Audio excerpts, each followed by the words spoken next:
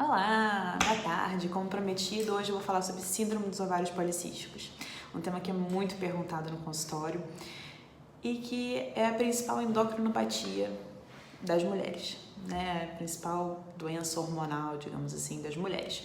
Estima-se que pode chegar até 20% a quantidade de mulheres com síndrome dos ovários policísticos. É muito comum. Mas antes de começar a falar da síndrome em si, eu queria falar sobre uma dúvida muito comum relacionada a isso, uma confusão muito comum, que é a diferença entre ovários micropolicísticos, síndrome dos ovários policísticos e cisto de ovário, por exemplo. São coisas completamente diferentes. Por exemplo, uma paciente que está muito bem, obrigada, não está sentindo nada, foi fazer uma ultrassom transvaginal de rotina, ou então por uma queixa de um sangramento uterino anormal, enfim, foi fazer uma ultrassom transvaginal.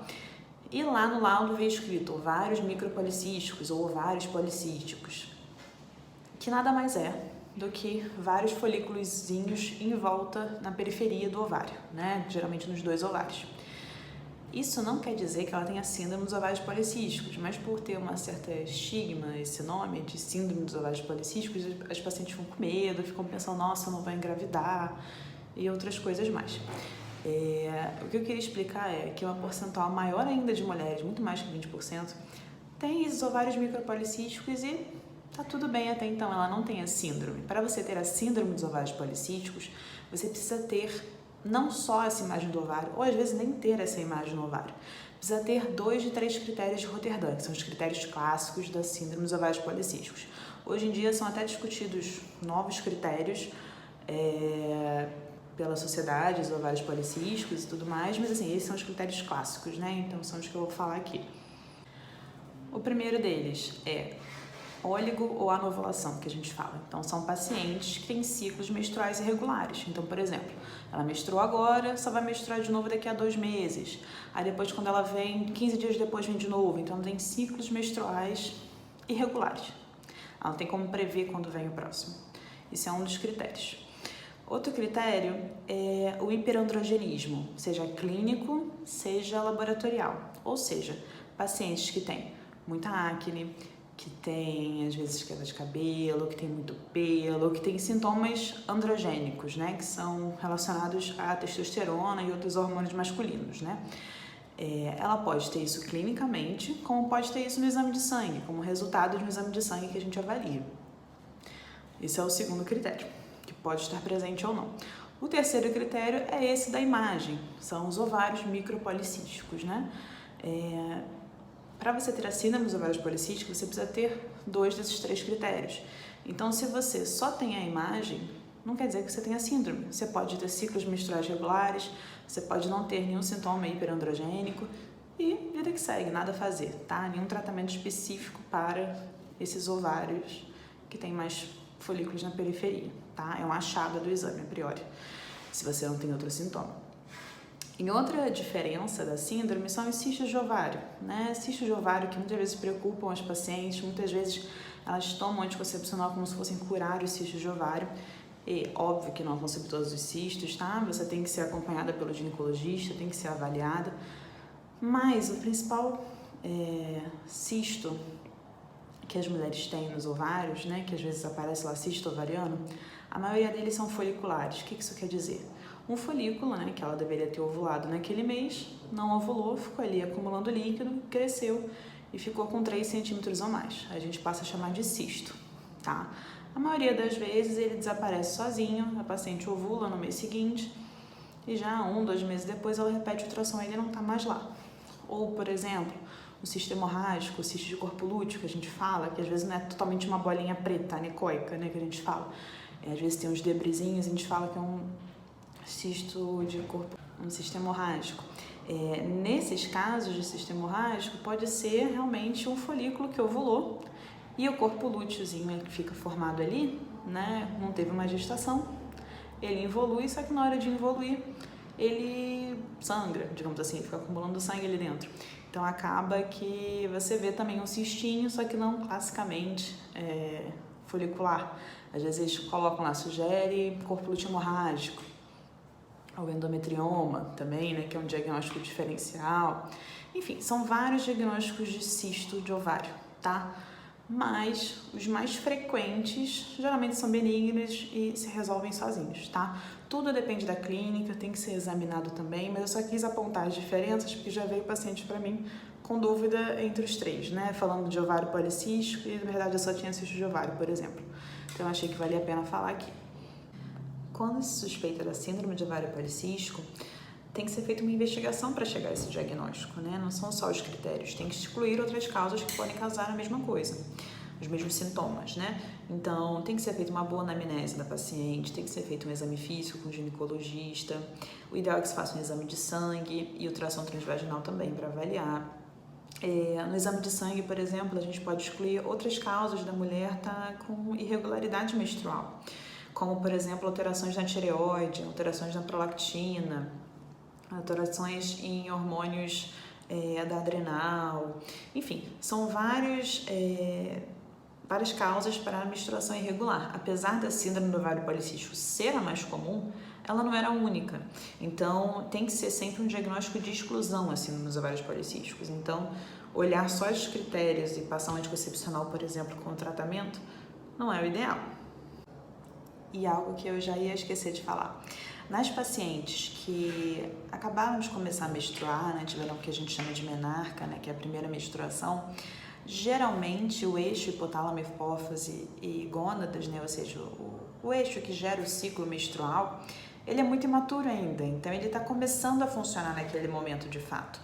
Então, as menstruações das meninas tendem a ser irregulares, tá? Geralmente a gente fala que nos primeiros 2 anos após a primeira menstruação, os ciclos tendem a ser irregulares. Então, não é para taxar essa paciente como tendo síndrome do ovário policístico, que quando ela acabou de começar a menstruar, já dá anticoncepcional para ela. Tem que ser algo acompanhado, tá? Agora, se depois de 2 anos ela mantiver esses ciclos irregulares e apresentar outros sintomas, né? Tipo, piora da pele, ter uma resistência insulínica aumentada, enfim. Aí sim você pode fechar a síndrome, né? Enfim, se avaliar todos os critérios que eu falei. Mas se nesses primeiros 2 anos ela só apresenta irregularidade menstrual, não é para dar esse nome, até porque, como eu falei, tem muito estigma envolvido. Falando um pouquinho de tratamento, a gente tem que saber quais são os sintomas da paciente para saber como tratar. Então, a paciente pode ter vontade de engravidar e não está conseguindo por causa dos ciclos menstruais irregulares, é muito comum.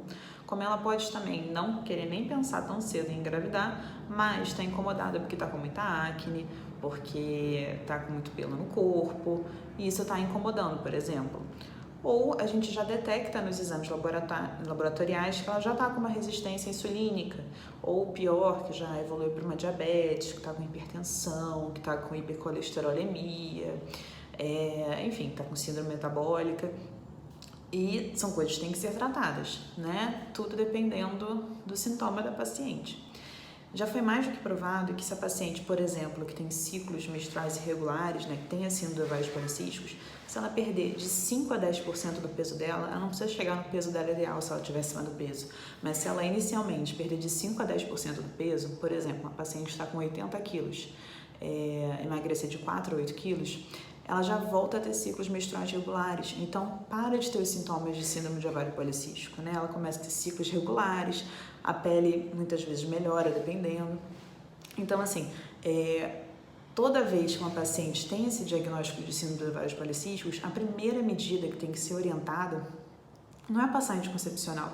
Porque anticoncepcional pode sim ser um bom tratamento dependendo do sintoma, como para acne, por exemplo, em pacientes que não querem engravidar e que não têm contraindicação anticoncepcional, mas não é o único tratamento que tem que ser oferecido, né? A paciente tem que ser orientada a ter uma dieta balanceada, de preferência que tenha baixo índice glicêmico, então assim, dietas low carb, por exemplo, é uma boa opção. Ela tem que ser estimulada a praticar atividade física com uma certa rotina, mesmo que ela comece devagar, mesmo que ela comece 10 minutos por dia, mas que comece a criar a rotina de ter atividade física no dia a dia dela. Isso ajuda tanto a diminuir o estresse, como a ter mais condicionamento físico, como também diminuir essa resistência insulínica, né? Manejar melhor o estresse, porque estresse em si também é uma causa de irregularidade menstrual. Você vê isso muito comumente, às vezes, por exemplo, você vê aquela menina que, fugindo um pouco do assunto, mas só para explicar, que acha que engravidou, estourou a camisinha, não usava anticoncepcional, ficou desesperada, aí não teve nenhum sangramento, fez o teste de gravidez, veio negativo, no mesmo dia vem a menstruação. Por que isso? Porque aquele estresse passou e o hipotálamo parou de inibir o ciclo que gera a menstruação, o ciclo menstrual da mulher. Então ela volta a menstruar. Então, assim, lidar com o estresse também é importante nas síndromes ovários policísticos. Isso também pode ser um componente para o ciclo menstrual irregular, tá? As coisas às vezes não andam sozinhas. Então, é importante saber manejar não só dieta, não só atividade física, mas manejar o estresse, fazendo que sua vida consiga programar ela para ser um pouco menos estressante, né? Ter as coisas já organizadas. Ter uma boa noite de sono, que isso influencia muito para você ter mais ou menos estresse, ter sua imunidade melhor, enfim. Tentar ter uma vida mais equilibrada. Não é fácil, né? Ninguém está dizendo que é fácil, ninguém está dizendo que é o dono da razão e que consegue fazer isso tudo, mas para síndromes ovários policísticos, principalmente pacientes que têm esse diagnóstico, isso faz muita diferença. Muitas vezes só com isso a gente não precisa usar remédio nenhum e a paciente fica bem, fica sem os sintomas da síndrome do ovário policístico, tá? Para as pacientes que realmente têm essa queixa de piora da pele, aí depende se ela quer engravidar, se ela não quer engravidar nesse momento. Se ela não quer engravidar, pode ser usado anticoncepcional, dependendo do anticoncepcional, um que iniba mais a ação androgênica, mas podem ser feitas outras medicações também, se for para ela evitar, né, ter essa pele dessa forma. Pode ser feito tratamento com dermatologistas, que ajudam bastante nessa parte também. Nas pacientes, claro, né, que tem uma resistência insulínica já diagnosticada laboratorialmente, não só essa mudança de estilo de vida, mas tem que ser acompanhada, ver se realmente está trazendo resultado, e se não tiver, aí sim se pensa em entrar com alguma medicação para isso, mas inicialmente tem que ser essa mudança de hábitos.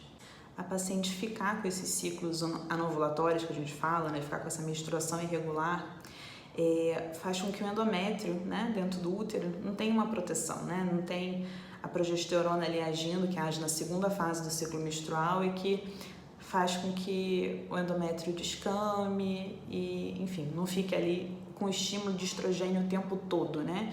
Que o estímulo de estrogênio que faz, quando está muito aumentado, pode aumentar a chance de ter câncer de endométrio, de ter câncer de ovário, de ter câncer de mama.